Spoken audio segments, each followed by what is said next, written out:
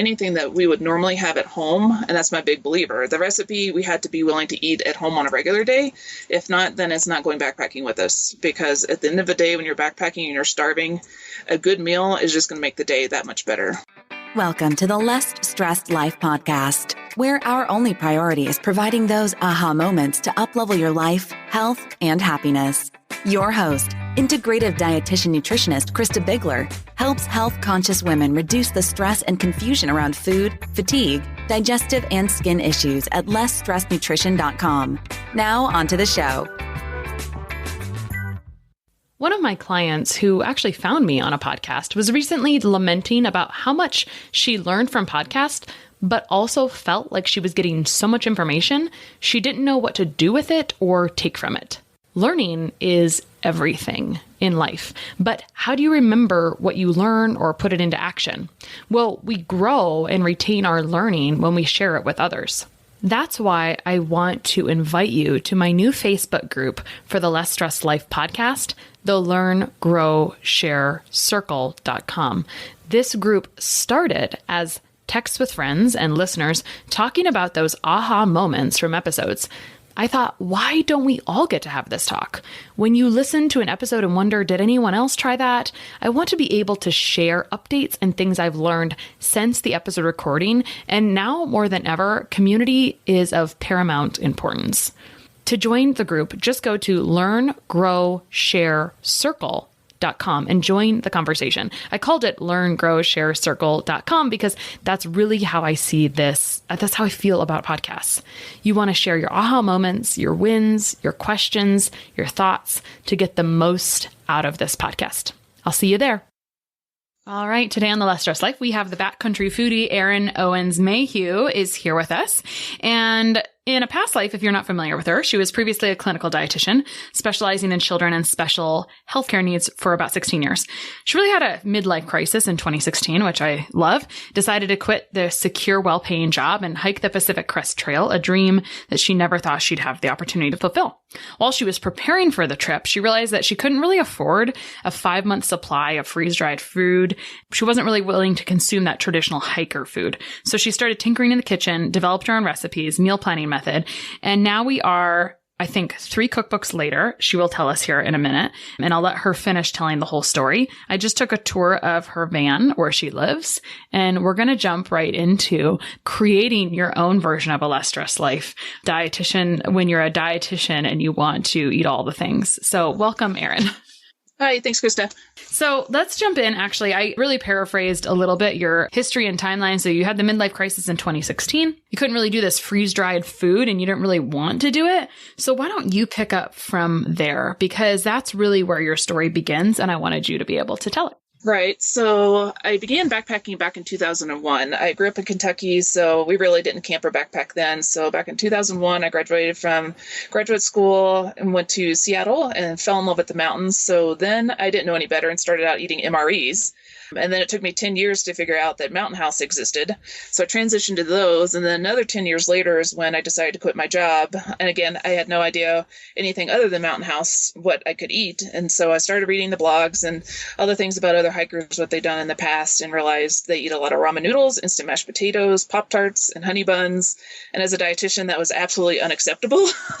I'm a vegetarian. I naturally eat fairly healthy. And then once I added up, like Chris was saying, the expense of Mountain House, I just financially wasn't feasible, nor did I want to eat that kind of food for 5 months. So again, I started tinkering in the kitchen, and this is the first time I'd ever made homemade meals. So I wasn't happy with the ones that I found in cookbooks, because again, I was finding that they just weren't as nutritious as I wanted them to be. So being the nerdy dietitian, that number calculator that we are, I started punching numbers in the food processor and created my own, I guess, line of recipes. And it's just gone on from that now, like after hiking, I made my own first cookbook in May of 2018.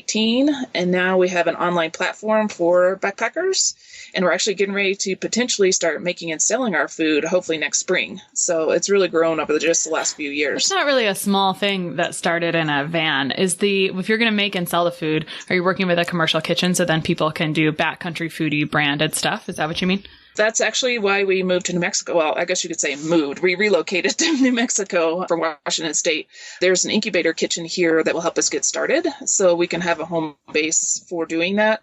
Unfortunately, with COVID-19 right now, they're not accepting new businesses, but hopefully in the spring they're going to start accepting. So we'll have a place to go do that and work out of their kitchen until we're able to grow enough and have our own kitchen, all the while still living in our van and traveling around. Yeah. All right. Well, so it started as a hiking thing. So at the base, we're talking about working with food in a small footprint, which I think can overlap to a lot of areas. Of course, hiking is different, right? Because you got to carry all that around.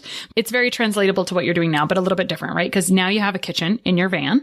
So you're using some of those same things, but you can expand a little bit because you don't have to carry it on your back. Let me finish going through your timeline a little bit, because really it was 2016, we're hiking the Pacific Crest Trail. 2018, you're like, hey, there's a need for this. I'm going to publish a cookbook. 2018, your husband decides to join the fun. I bet that was fun for him to work while you were like, hey, I'm going to go work on this other stuff. So, oh, yeah. I left out that part that he quit his job as well to join in the foodie train. Yeah. That's so fun. Does he have any food background, or like, how does he lend his expertise into what you're doing now? Oh, no, he has zero background in food. I'm actually the chef in the house. Okay. But his background is in commercial construction and project management. Oh, perfect. So it's actually been a huge help because he does all the managing of the accounting, the analytics, and all those things that I was really struggling with early on in Backcountry Foodie. So now I spend 100% of my time on the food aspect, and he takes care of the rest. So it's actually been a really awesome partnership. Yeah. And it helped out when you guys decided to do your own van build, basically, to live out of the van. Yeah. And that happened basically. So it looks like you bought the Sprinter van September-ish, fall of 2018. April 2019, it sounds like you had already had it built, which is actually like a good turnaround. Like that didn't take that long. Where did you start from? You were in the East Coast, right? Isn't that where you're from? We were living in Seattle at the time when we both quit our jobs and tried to build the van over the winter, which was an absolute disaster. It rains all the time in Washington during the winter. So we packed up the partially built van and moved it to my parents' house in Florida and spent 2 solid months there every single day to finish it. And then we started actual travels from there. I believe it was June 2019 where I actually were full-time on the road. Awesome. Okay, cool. So during that time, you had the first cookbook. I know there's another one. When do you start working again? Well, your job is Backcountry Foodie. So that's always been a thing, and it's grown, really. And your husband then, I think he was just, or maybe he's just working on Backcountry Foodie now too, right? So are you both working on Backcountry Foodie full-time now? Yes, that's our job full-time. Cool. Awesome. So we're kind of driving all over the country. I bet it was a bit interesting. What we'd really like to know as the people listening here is, how do you make it work in the van? So let's talk about, you were fully in the van. So you also sold your house, which that was probably kind of interesting during that winter, because it sounds like you probably would have sold everything, moved to Florida before you even had everything finished, right? Because you were working on that for 2 months. So there was a lot of transition going on for quite a while. Is that correct? Yes, absolutely. Cool. Huge change. Got it. Was there anything about getting rid of everything that was difficult, or was it just freeing? This is actually a really good question. We've downsized, I guess, now 5 times. We had a huge yard sale when we first left Seattle, and I was actually embarrassed with how much stuff I had accumulated that I had found things I hadn't used in years. So that was actually felt pretty good. But we kept a 10 by 10 storage unit with a few things, thinking if we needed to move back into a house within the next year, we could at least have a 1-bedroom home. And then, so we took off with the van, and then we found that there was still too much in the van that we didn't need. So we downsized 4 more times as we would get back into Washington, put a few more things in the storage unit.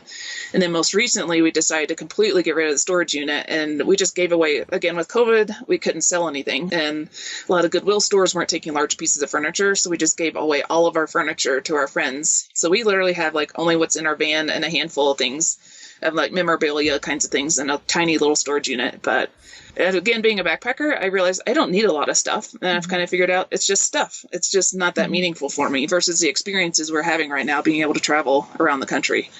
Yeah. When you're traveling around and it's winter, how do you plan your route? Or do you just kind of wing it every few weeks? How long do you stay in one place? Or has it varied quite a bit? Because let's see, we're about 1.5 years into the van life adventure. And are you ready? How do you like working next to each other all day? Actually, this is a good question too. Chris actually prefers being inside at like a desk kind of situation, whereas I prefer being outside. We travel with the seasons, so we try to stay where it's warm. So I typically sit outside in my camp chair with our dog running around, and Chris will work inside. And then we just kind of talk between the slider door if we need to talk to one another kind of thing. So the space really hasn't been a problem. Cool. Work-wise. Cool. All right. So let's talk about what is in the kitchen when it's let's get more specific about your kitchen specs right now. I know you introduced me to it off air, but tell everyone else, like, paint them a quick visual picture of what you have to work with. And actually, because we do run a food business, the kitchen was built first, and what room we had left over is where everything else was put. So I actually have I think, a pretty good sized kitchen. And actually, the countertop is so high that I have a step stool because I had so many pots and pans that I wanted to put in. I would say it's probably 2.5 feet deep by probably close to 5 feet long. My countertop, I have butcher block countertop. A 10-inch deep sink that's, again, 10 by 20 inches. It's a huge sink. I can put my dehydrator trays in it. We have You might have the biggest sink in a van. Oh, yeah, by far. And we have a college-sized refrigerator. So, I mean, again, we're vegetarians, so we have all kinds of produce. We could, fresh produce-wise, we're probably good for 2 weeks. And then the cabinet storage for dry goods, we probably are good for a solid month. And then we have food under our benches. And then we have 2 30-gallon totes in the back that holds all of our foodie food. So actually, I take over most of the van. Yeah, I guess. Here. I think what do you have, like a pair of clothes to wash in the stream in between? Just kidding. I'm just kidding. But do you wish that you had a bigger fridge? No, for what we do, it's actually, I haven't missed anything. And I have 1 frying pan, 1 saute pan, pot. I mean, I've got a couple bowls, and it's actually fewer things to have to wash. So It's worked really well. I don't miss anything. Yeah. The microwave is key. Yeah. I will say that. Yeah. Why is the microwave key for you? Just because it's so easy to reheat leftovers, because we are run on solar power, that cooking, I can use when I do cook fresh meals every night for dinner. I use about 10% of our power. So after a few days, if it's really cloudy, then I could use up a lot of energy here. So the microwave is a really good quick fix kind of thing for meals. Sure. Got it. Okay. So you came from even a smaller footprint with the hiking food, and that's kind of its own business, but we're in the van discussion. So let's talk about, like, you just gave us some of the kitchen tool backbone. Like, the average person would have about a third of the food that you guys probably have, or maybe less. I don't know. The way you described it, yes, you have a van. You travel around the country with a van full of food. But can we go through what some of those staples are and kind of how you put that together? Do you feel like you make a plan, or do you open the cupboard and wing it every day, and you can do that well? And you're talking about fresh food, not backpacking meals. Yep, I'm talking about van life food. Yep. Okay. We eat regular meals like we normally would at home. I make my same, we've got spaghetti, I have stir-fried rice. I mean, anything we would normally make at home, I make in here. So I don't have to do anything differently than I wasn't already doing at home. Staples, we have lots of canned goods in here. We have a lot of, like, cold lunches that we can eat. We usually don't make, like, things with lots of leftovers because we don't have a lot of storage for leftovers. But for the most part, we don't go without anything. We even keep a 6-pack of beer or 2. If your van was empty and didn't have any food right now, what would you buy first? Do you think you would just say, okay, I want to eat these things for the next few days and buy those things? Or do you feel like, no, Krista, it's really no different than cooking out of your home, even though I have a college-sized fridge, because I do have a lot of food storage. Like, I live a normal, you just said, hey, I cook the same things. What's the biggest contrast? Because you're storing so much food, it doesn't feel crazy different from the home versus the van. It's really power and probably water supply. How much water do you have on board? We have, 20 gallons directly hooked up to, like, our tap. And then we have another 5 gallons that's kind of our emergency supply. And then, like, where we are right now, we're trying to avoid going into town for as long as possible because we have a really beautiful spot that we don't want to leave. So we'll fill up all of our water bottles, our hiking water bottles. So we probably have close to 30 gallons of water that would last us, 6 days maybe. And then if I'm careful and I don't boil a lot of water just for pasta or those kinds of things, then it could last a little longer. And then if we take showers in the rivers instead of taking them out of our behind the van in our regular shower, then that conserves water too. So you open up the back of your van and you have one of those kind of pop-up shower things. Is that what it is? Yeah, so we have a shower rod that connects between the 2 doors, and we have a shower curtain that completely encloses the back of the van with a gravity shower. So again, we travel usually where it's sunny, so when we're in enough private place, then we could just take a shower out of the back. And if that doesn't happen, then you just don't shower, or you campground shower, or you creek shower. Or we have a basin that I fill up some hot water out of the tea kettle inside the van, and I take a sponge bath. So that's our fallback plan. Okay, cool. Well, do you ever miss showers, or not really, in the last year and a half? Well, we had a gym membership that we would go and have, like, real showers whenever we'd go into town. So those were really nice. We miss that a little bit now because our gym's closed because of COVID. The other thing, though, is how long have you been in your current space where you get a gym membership? And how long do you stay in? You said you travel with the seasons, but how long do you stay in a place? Oh, that depends too. I know you asked that before. It really depends on the location. And a lot of it has to do because we run an online business is the cell service. So if we get there and it's a really gorgeous place and we'd like to stay, but we can't do our work, then we have to move on. And then if there's a place that we really love, we might stay there for 2 weeks. And actually, we never plan more than a couple days in advance just because there are so many variables. Who knows? I mean, bad weather may come in, so we want to get out because I do enjoy being outside so much. And again, the cell service thing might be a problem. So we had planned to be there for 2 weeks, but we can't get our work done, so we have to move on. Mm-hmm. We had originally tried planning a lot further in advance when we first started, and it didn't work. So we've learned I don't even keep much of a calendar anymore because you just have to kind of go with the flow. So you just kind of drive and look for a next destination, honestly. Like we've never been there. Pretty much. Cool. Got it. Well, something I'm going to go back because I like to ask questions in clusters apparently today. Sorry about that. I'm a very curious person actually. So, and this is something I had been looking at for a while and just decided, well, I have 3 kids at the moment. So I need one to move out or I need to not have 5 of us in a van. I don't think we're going to tolerate each other for long periods of time at the moment. However, you have this kitchen with a lot of stuff. If you had to start over today, what would that look like? What would you feel? And as a person, if I have to compare and contrast how it is in my home, I live in a food desert. So I get some things locally. It's actually pretty dang good. I've acclimated it to a lot, but I still order some things online and you don't really have that option to do things. So maybe you just work with whatever. But when you're in places like parks, I mean, you're not always near a robust grocery store. So you need to be able to work with pretty simple foods, I'm guessing. So let's talk about if you had to start over, stocking your kitchen, what does that look like? What would be like the stocking staples versus the things that you buy from week to week? Stocking staples. So produce-wise, we always have peppers. We always have onions. We always have berries. We always have yogurt, cottage cheese, lots of cheese blocks. Staples-wise, a lot of beans, a lot of quinoa. I've got couscous, pasta, a lot of tuna. Dry goods, we usually have some kind of cereal or granola. I'm a huge rice noodle fan because we have a lot of Asian dishes. So and those are hard to find sometimes throughout the country. So I usually stock up whenever I come across it. And then we usually have a loaf of bread. We have another 18-gallon tote that we call our Costco tote that we go to Costco and we'll load up on things. My husband's a huge nut eater, so we usually stock up on several bags of nuts. Is he a vegetarian? So those really are our staples. Yes. Okay. So that makes it easier. When did you add him to the mix? Were you married when you hiked the Pacific Crest or did you meet him on the Pacific Crest Trail? No, that's actually kind of funny. We had just started dating when I decided I was quitting my job. So I was like, just making sure you know that I'm going to quit my job soon. Do you still want to date me? And he stuck around and we've been married a little over 2 years now. And yeah, we're business partners. And I mean, it's wonderful. I love it. Cool. Good.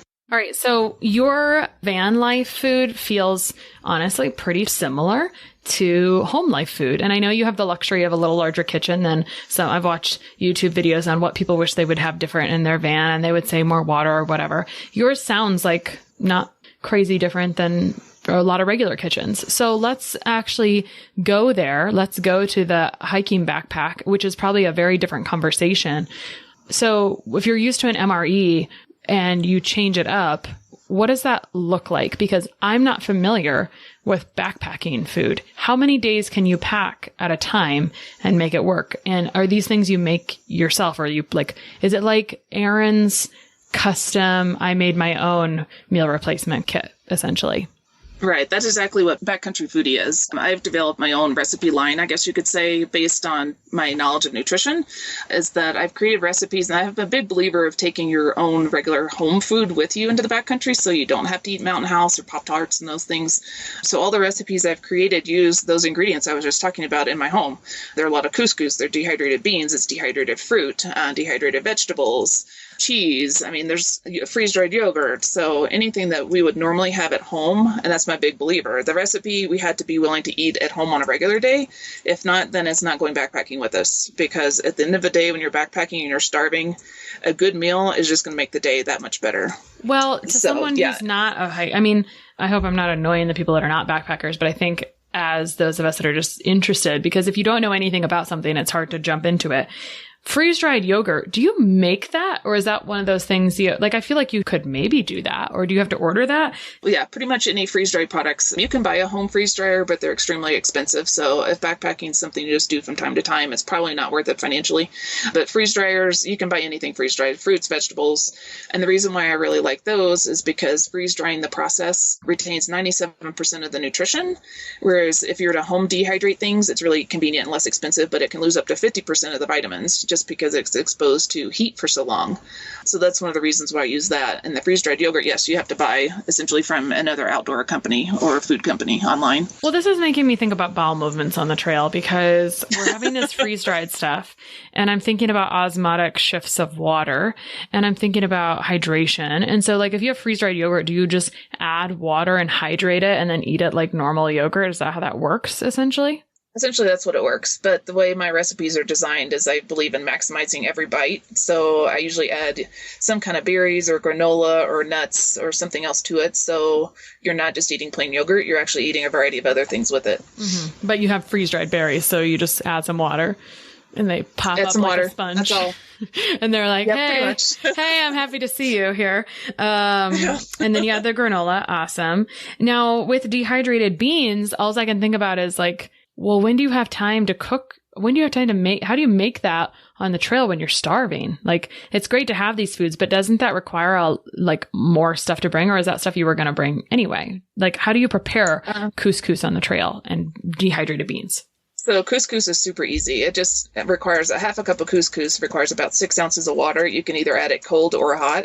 If you add hot water, it cooks within 3 minutes or so. If you add cold water, it's usually ready in 5 minutes. Beans take quite a bit longer to rehydrate, and dehydrated beans, I just make at home. I open up a can of beans, rinse them off, throw them on my dehydrator for a few hours, and they're ready to go. So there's a process called cold soaking for backpacking food that if you want to eat something cold, like a bean salad, per se, is that you would just add water to it a couple hours, maybe at your morning snack time, add the water to it. So it's rehydrating. So then it's ready to be eaten at lunchtime. Got it. Interesting. Or you can add hot water, but it does take a little bit longer to rehydrate them than it does something like couscous. It sounds like you probably have really special containers for things that kind of you budget. Let's say, what's a normal trip like now? Let's say you're an average person, 2 to 5 days. Usually a weekend kind of trip for most people. And then if you're going to plan something for the year, a lot of people plan a 5 or 7 day trip. And again, my recipes are designed in a way to where they don't take up a lot of space in your backpack so that you can take the amount of food that you need. When I was doing the PCT, I was planning up to 7 to 10 days at a time.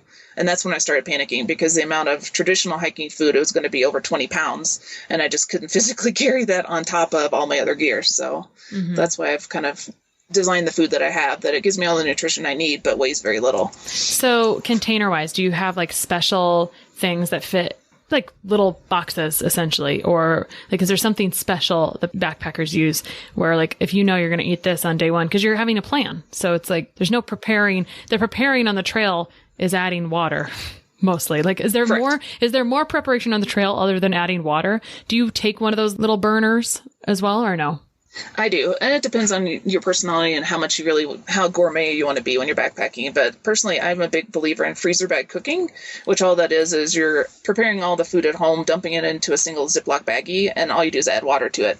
So whether that's cold water or hot water, if you want to cook in your pot, you can put all those ingredients in the pot and add water and stir. But I don't like to clean dishes. We do enough dishes at home. I don't like to have to wash dishes when I'm backpacking. So I usually just cook right in the bag.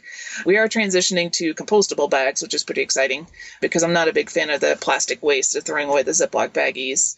But yeah, you really don't. I mean, if you want to take a frying pan, some people do for a short weekend hike, and you could fry eggs or make pancakes and those kind of things. But that's can you imagine over and above what I carrying like to around eggs on a backpacking trip and not having those break? That's a thing. Yeah, well, there's little egg containers that you can put them in. And people do it. I'd rather not. I'd very easy, just add water and I'm done. So what was the last backpacking trip you went on, and you guys had basically tacos and bean salad and whatever you want, all of the same things?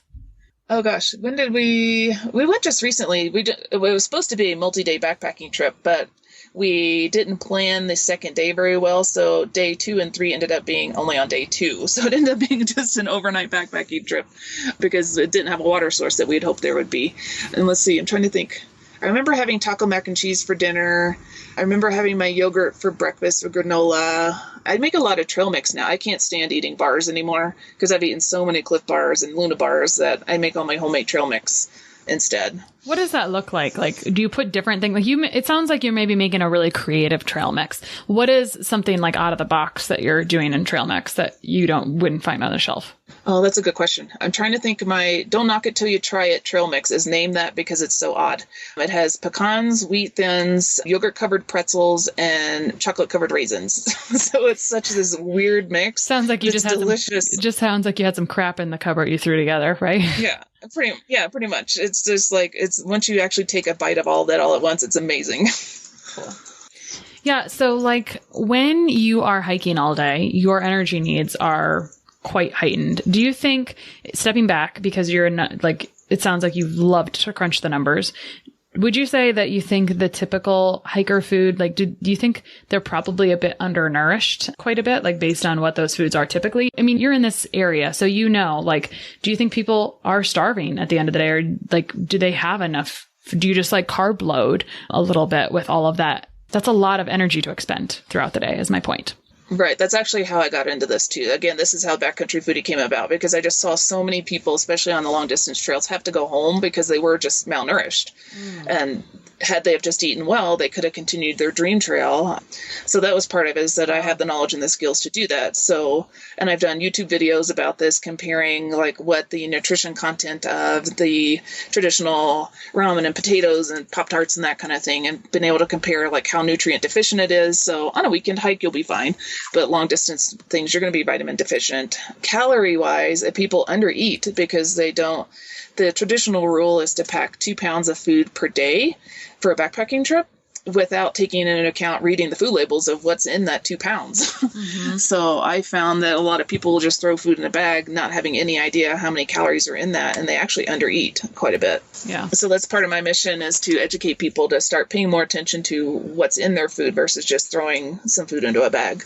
Well, and it's also a bit surprising because I feel like people who are doing hiking like this might consider themselves health conscious people normally, or like, if I'm just stereotyping a little bit, like, I spend my time hiking, I'm kind of health conscious, so there was a bit of a disparity that you're feeling. Right. Again, this is where Backcountry Foodie came about, because I did see that disconnect, that there are so many backpackers out there that are health conscious, but just didn't have the resources and the knowledge of how to take healthy food with them into the backcountry. So that's part of, again, my mission, is that I'm working really hard just to provide those resources so that people can start eating better. And we're starting to see a shift. It's really exciting. It makes my day when I get emails from folks that are just saying, I'm eating so much better. I feel better. I look forward to my food at the end of the day. So it just makes all of our work worthwhile. Yeah. So I'd actually like to unpack Backcountry Foodie a little bit, because it kind of started at least 2 years ago-ish. I mean, whatever, right? Like, it's been a journey as long as you've been on your journey is where it really started. But when you started producing things for other people, I'd love to talk about how that kind of manifested. I remember at one point you were looking at publishing a magazine, and I don't know if you had transitioned away from that. So I'd love to talk about what it looked like to build up Backcountry Foodie, what you learned along the way. Then I'd like to talk about like what you've decided to land on for those current offerings, essentially, like how you best help people. I know you've alluded to a lot of it, but let's just actually talk about it. Yeah, it's definitely been a journey, because again, I'd been in clinical nutrition for 16 years at the time, so I had no idea how to be an entrepreneur. So it was a lot of trial and error as I went through.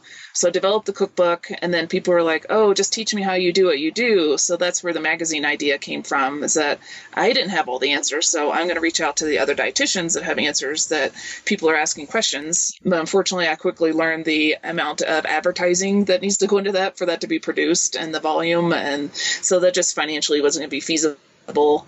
So then that's when I started kind of tinkering around with creating our own platform, because the resources need to be made available to people. So that's kind of where I just was like, I'm going to figure this out myself. And 3 website designs later, and we're actually on our 4th design now. We're kind of figuring out finally with time. And our future platform is going to look a lot more like allrecipes.com. to where you can type in, I have couscous, but I need a vegetarian, dairy-free, nut-free recipe. So it's going to pop up all the things that you need with those restrictions. And then it also is going to allow you to create meal plans based on it. It's also going to create a shopping list, which is actually a big request a lot of our customers have asked for. It's like, you have all these recipes, but now I have to go to the grocery, and it takes a lot of work to figure out. So the shopping list is going to be auto-created. And then essentially we're doubling the size of our meal planning resources, hopefully by December. So it's going to be almost like a how to be a backcountry foodie 101 course type of thing. So everything you need to know to be able to eat healthy in the backcountry, we're going to teach you how. Cool. So let me back up. When you say platform, you mean it's like full-on recipe site. And well, I really appreciate you mentioning the foods for different dietary lifestyles and needs, because I think when you were talking about maybe how you eat, it's nice to say there's options for people who need to make adjustments to that, right? And you even have a particular lifestyle that you're following that's working well for you, right? On the backcountry, right? You're doing vegetarian, and that's great. But so I really appreciate that they'll be able to do that, or putting in, it was reminding me, I think there's a site called Supercook or something. You like put in the ingredients and it'll spit out a recipe. Doing that stuff is a lot. That's like a lot for a couple of people to kind of get that stuff down. So essentially a recipe compendium. And is that subscription based? And then also you're going to have kind of like a 101 course. Because basically I've been asking you questions like, I wouldn't even consider doing this because I didn't know where to start. And there, you can always figure stuff out. But the reason people buy programs and courses is because it's all done for you. And so it's just like, here's how you do this. Here's the answer. So those are like the kind of the two arms, would you say? The recipe, meal plan, et cetera. And then eventually you're going to have the done for you component as well. Is that what that looks like with the kitchen? Yes. So yeah, you're right. So we call it a platform. Essentially, it's like an online cookbook where we have two different options currently. We have a 75 recipe option, which is all my kind of the recipes that I started out with. So you go online, you just have access to those. The next level up is the 175 recipes. So I've developed 100 more based on all the requests that I've received from hikers going into that, having the special needs. We have our special dietary. We've got vegan, vegetarian, gluten-free, nut-free, dairy-free. Even bariatric folks have asked for low sugar recipes. So we have those. And then the meal planning site, like you're saying, it's your go-to, because there's so much misinformation out there that I feel like there need to be one resource where you could go to and get it all in one place. And then part of the membership, too, is that I offer twice a month group calls. So we get on Zoom and we talk twice a month about any questions people have, or what they're struggling with or what's working well and they want to share with other people. So that's been really fun, too. So I do that twice a month, every month. And then, then the next stage is the food production part. So essentially, we're trying to do everything you need. Just come to us. We've got it all done for you. This is what I love to do. I'm happy to do it for you. And it's meant to be just a time-saving kind of thing and stress saver, too. I love it. I bet you have so much fun talking to the members every month and learning, what to improve as well and like what you need differently. Well, that helps us build better resources, too. Yeah. So in talking to them, they're telling us what their needs are. So then that way I can provide the resources because they're not the only ones with that single problem. Other people's have the same problem. So it's helping us, too, build a better resource. I'm perusing your website. And is there 3 cookbooks officially, Erin, or 1 or 2? I don't know. I know you started. Well, we started with a PDF back in 2018, and then there were so many requests for a paperback that we published it in paperback. But then we had so many problems with the publisher printing it incorrectly that we had to take it off the market. So then that's when we transitioned back to the online version. But everything in the online version, you can print it off in a PDF format, so you can have a print version if you want it. So now we're more just like an allrecipes.com sort of thing is kind of what I compare it to. Cool. Versus an actual cookbook. And I'm looking at this, and there's the yogurt parfait and a buffalo pasta salad. And I'm like, a Nutella latte? How did I think of that? A strawberry cheesecake. So it's kind of exciting. And yes, you are the one filling it. What I see here, and the website does look beautiful. So great job on this 4th iteration. But what I see here in 5 years, Erin's got this done. She's doing great. And then there's a whole nother division, van life food. Van life build, van life cooking, etc. I don't know. I'm just saying, like, you've now covered the Pacific Crest Trail and you've traveled the U.S. in the van, and now it's time to teach the next phase soon. So I guess we'll redo this conversation when you launch the next chapter for sure. Just kidding. Yeah, it'll be fun to see where this goes. Yeah, exactly. So many options. So you're going to hang out where you're at for now because you're waiting on a kitchen to open. Any other big plans in your future, Erin? No, like I said, we don't make big plans. We just kind of play it by ear. So yeah, living day by day. But this is our start. We actually really love it this way, because if we find that we don't like where we are, we can move. And that's the beauty of living in the van right now, is that we're not stuck at home. We're doing the work we would normally do in a house as entrepreneurs, but we're able to pick up and move and see new places. Mm-hmm. Yeah. So if someone was listening and they were like, this is so cool, I just loved hearing about this and I feel really discontent in my job and I actually love blah, blah, blah, blah, blah, what would you say to that person? Take the leap. And the thing, this was our belief too, is that we were really nervous both quitting our jobs. We both had stable, well-paying jobs. We had nice houses. We had nice cars. But we were like, you know what? This is our opportunity to do this. It could be temporary. If we need to go back, there's always a job. There's always a car, always a house. If we need to do this in 6 months, we can go back. But it's turned out that we're thrilled. I mean, it's turned out really, really well. So we're glad we took the leap and just believed in ourselves and we're making something of it. Cool. Awesome. So I know people can find you at backcountryfoodie.com. Is there anything particular you want to direct people to? We also are on Facebook and Instagram if you look us up. And we're also producing more YouTube videos recently, so you can find us on YouTube. So we're trying to do kind of like intro to backpacking, nutrition kind of videos there. And then also I've been giving live stream talks, which has been really fun. So I've had one recently about bonking and maximizing your nutrition so you don't bonk.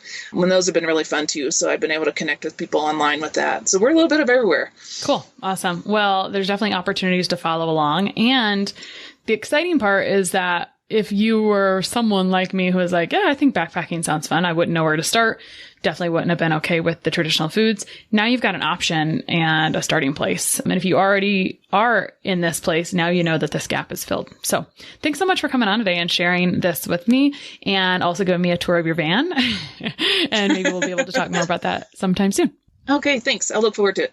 One of the best gifts you could give us at the Less Stress Life is your feedback. We are paid in podcast reviews. If you enjoyed this or any other episode, please leave us a review. In the iTunes store or from your podcast app, just search for Less Stress Life as if you're not already subscribed. Click on the banana face image, scroll to the bottom where it shows the text of other reviews, and write a review. While you're there, hey, make sure you hit subscribe. For Android or Stitcher users, you gotta go to the desktop site and search for Less Stress Life and then scroll down to leave a review. Stitcher doesn't load Apple reviews on their site, so if you want, you can leave a review in both places. Your feedback means a lot to the success of the show. Thanks so much for taking the time to do that. You rock.